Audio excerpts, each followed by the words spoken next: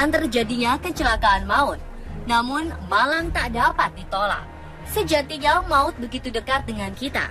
Ia bisa datang kapan saja tanpa memedulikan keadaan kita. Pun begitu dengan kecelakaan maut. Karena berbagai sebab dan akibat, ia bisa terjadi pada siapa saja dan kapan saja. Selain faktor alam dan kondisi kendaraan yang tidak bagus, faktor kelalaian manusia seringkali menjadi penyebab utama beberapa kecelakaan maut yang telah terjadi. Dan malam ini kami telah merangkum beberapa kasusnya dalam 7 kecelakaan maut di Indonesia versi On The Spot.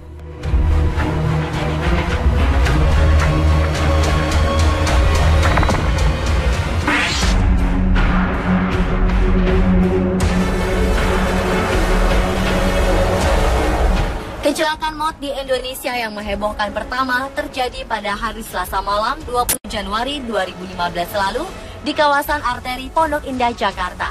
Seorang pria bernama Christopher Daniel Sharif dengan mobil Mitsubishi Outlander yang dikemudikannya telah menabrak 6 motor dan 2 mobil hingga menewaskan 4 orang dan 2 orang lainnya mengalami luka parah.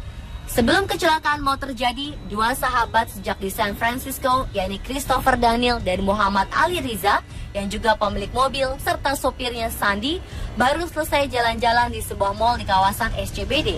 Saat hendak pulang, karena macet, Ali Riza, sang pemilik mobil, kemudian turun di sekitar kawasan Majestic untuk kembali ke rumahnya di daerah Sudirman dan membiarkan sang sopir mengantarkan Christopher ke rumahnya di daerah Pondok Indah. Dari sinilah kecelakaan tragis dimulai. Pria 22 tahun ini berusaha merebut kendali sopir dari Sandi. Karena tak diberi, Sandi pun dicekik dari belakang oleh Christopher. Selanjutnya terjadilah cekcok di antara keduanya hingga aksi pelemparan ponsel dan akhirnya Sandi dipaksa turun. Christopher yang mengambil alih kemudi lantas menyetir mobil seorang diri dan segera menancap gas dengan kecepatan tinggi. Ia menabrak 2 motor lalu melaju lagi dan menabrak 2 mobil dan 3 motor lainnya. 4 orang tewas seketika, sementara 2 orang lainnya luka parah. Saat hendak diamuk massa, Chris sempat mengaku tak bisa berbahasa Indonesia dan pura-pura menjadi warga negara asing.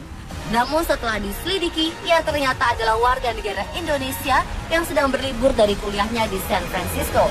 Dari hasil pemeriksaan polisi, Christopher dan Ali Riza positif mengkonsumsi narkoba zat berbahaya LSD atau Lysergic Acid Diethylamide. Menurut Badan Nasional Narkotika, LSD membuat penggunanya mengalami halusinasi, sehingga terjadi disorientasi ruang dan waktu.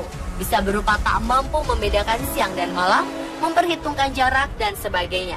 Karena ulahnya ini, Christopher tak hanya dikenakan undang-undang lalu lintas atas perkaranya menabrak sejumlah motor dan mobil yang mengakibatkan 4 orang tewas, ia juga akan dijerat dengan Undang-Undang Nomor 35 Tahun 2009 tentang narkotika.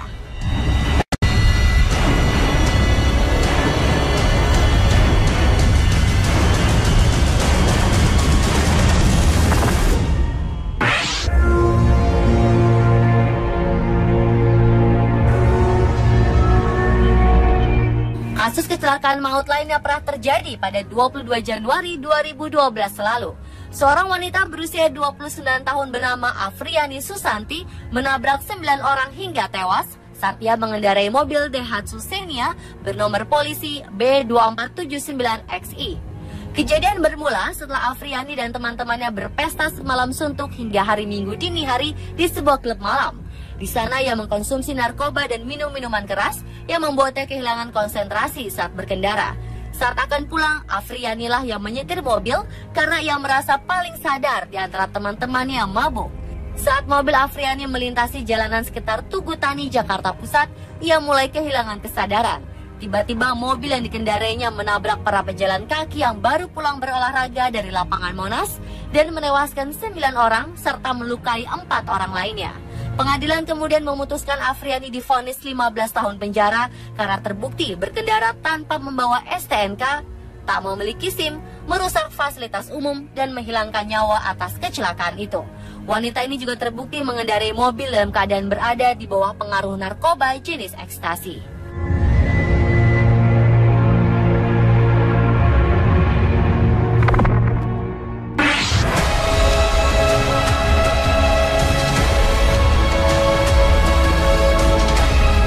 Selanjutnya pada 2013 lalu, kasus kecelakaan maut juga menimpa putra dari Hatta Rajasa.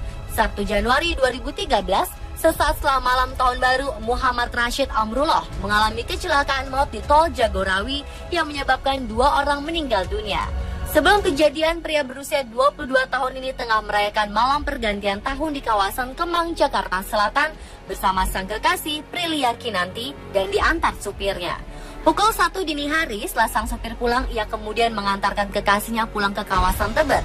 Baru sekitar pukul 5 subuh, Rashid pulang dengan mengemudikan mobil BMW X5 berplat nomor B272HR menuju rumahnya di kawasan Cilandak. Namun saat sedang berada di ruas tol Jagorawi, mobil yang dikendarainya tiba-tiba saja menabrak sebuah mobil Daihatsu Luxio berplat nomor F1622CY dan mengakibatkan 2 orang meninggal dunia serta 3 korban lainnya menderita luka-luka.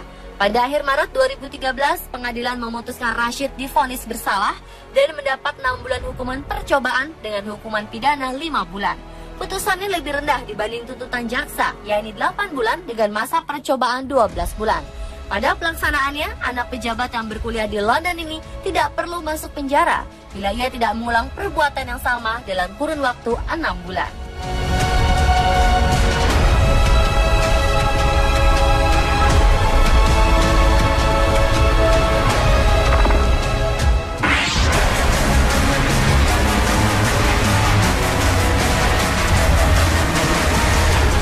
Masih di 2013, kasus kecelakaan maut selanjutnya menimpa anak bungsu musisi Ahmad Dhani dan Maya Estianty, yaitu Abdul Qadir Jailani atau yang akrab disapa Dul.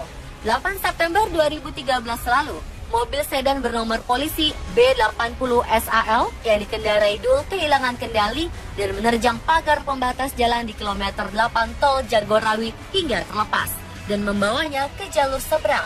Akibatnya ia menghantam 2 mobil dari arah berlawanan. Kecelakaan maut ini menewaskan 7 orang, di mana 6 orang tewas seketika di lokasi dan 1 orang lagi meninggal di rumah sakit. Kecelakaan maut ini juga menyebabkan 9 orang lainnya terluka. Dul kemudian diperiksa kepolisian dan menghadapi 3 dakwaan kumulatif dengan hukuman terendah 1 tahun penjara dan maksimal 6 tahun penjara.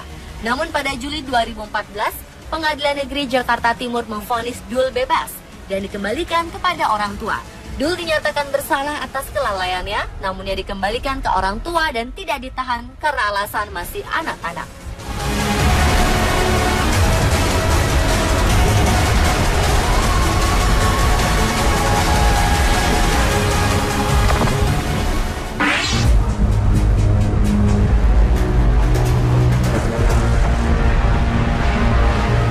Minggu 5 Oktober 2014 lalu, salah satu pengacara kondang Hotman Paris Hutapea juga terlibat kasus kecelakaan maut. Mobil Lamborghini hijau yang dikendarainya mengalami tabrakan dengan mobil lain hingga menewaskan 1 orang. Sebelum kejadian berlangsung, Hotman berangkat dari rumahnya di kawasan Kelapa Gading untuk berolahraga di kawasan Pantai Indah Kapuk, Jakarta Utara. Di tengah jalan, sekitar pukul 5:30 waktu Indonesia Barat, tepatnya kilometer 17 tol Wiyoto Wiono, sebuah mobil box terguling karena mengalami pecah ban. Sopir bus pariwisata di belakangnya terkejut hingga ia banting setir ke kanan dan mengenai sedan Lamborghini hijau bernomor B999NP yang dikemudikan Hotman. Tabrakan pun tak dapat dihindarkan. Karena kejadian ini, sopir mobil box bernama Edi Sulaiman terpental dari mobil dan meninggal dunia. Sementara kernet mobil box bernama Mulyono harus mendapat perawatan dan Hotman Paris sendiri hanya sedikit mengalami syok. Setelah penyidikan, Polda Metro Jaya kemudian menutup kasus ini karena berdasarkan beberapa penemuan fakta dan keterangan saksi, Hotman dinyatakan tidak bersalah.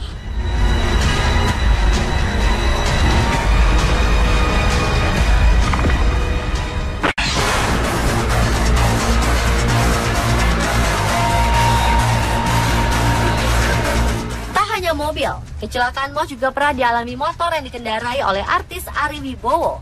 Kecelakaan ini bermula saat Ari mengendarai motor besarnya Ducati pada Senin siang 10 Juni 2013. Setibanya di Jalan Walter Mongunsidi, Jakarta Selatan, Ari yang melaju dengan kecepatan 40 km per jam hilang keseimbangan dan menabrak Karmadi yang tengah menyapu tepi jalan. Menurut kesaksian Ari, ia telah membunyikan klakson, tetapi korban tak mendengar. Karmadi pun mengalami luka pendarahan di kepala serta lecet di kaki. Saat itu Ari langsung bertanggung jawab dengan membawa Karmadi ke RSPP. Namun 2 hari kemudian Karmadi meninggal dunia. Berdasarkan keterangan saksi, status Ari kemudian diubah menjadi tersangka. Ari menabrak pria berusia 80 tahun ini hingga meninggal dunia. Namun status tersangka Ari berubah menjadi status sebagai korban keesokan harinya setelah polisi menemukan bukti baru berupa rekaman CCTV yang merekam kejadian kecelakaan tersebut. Dalam video CCTV ini terlihat Ari Wibowo berada di jalur yang seharusnya dan ia dinyatakan tidak lalai. Sedangkan korban yang merupakan petugas kebersihan berlari menyeberang jalan dengan membelakangi jalan hingga ia tertabrak.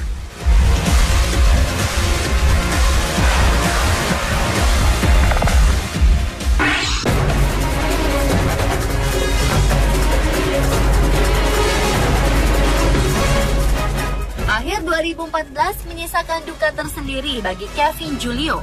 Pasalnya sang ayah Asep Chandra Hikmawan menjadi korban tabrak lari yang menyebabkan sang ayah harus pergi untuk selamanya. Kecelakaan maut ini terjadi pada 13 Desember 2014 pukul 20:30 waktu Indonesia Barat malam di terowongan Setu, Cilangkap, Jakarta Timur. Saat itu Chandra tengah keluar menggunakan motor hendak membeli obat untuk sang istri yang sedang sakit. Saat baru keluar dari gang rumahnya dan berbelok ke kiri, namun tiba-tiba sebuah motor Kawasaki Ninja yang dikendarai Charles Hamonangan melaju kencang dari arah kanan Chandra. Baik Chandra maupun Charles, keduanya tidak mengenakan helm saat berkendara. Diduga hilang kendali lantaran kondisi jalan menurun dan agak menikung. Motor Ninja bernomor polisi B3065WA itu pun langsung menabrak sisi kanan motor Chandra. Akibatnya tubuh bapak kelahiran Jakarta 17 November 1964 ini terpental ke kiri jalan hingga menghantam tembok rumah warga. Ayah dari Kevin Julio ini pun mengalami luka parah di kepala, patah tangan, serta serangan jantung dan meninggal dunia di Rumah Sakit Pasar Rebo, Jakarta Timur. Sementara di lain tempat, Charles diketahui mengalami luka ringan dan dirawat di rumah sakit yang sama. Pihak kepolisian kabar yang masih terus mencari bukti dan mengumpulkan keterangan mengenai kecelakaan maut ini.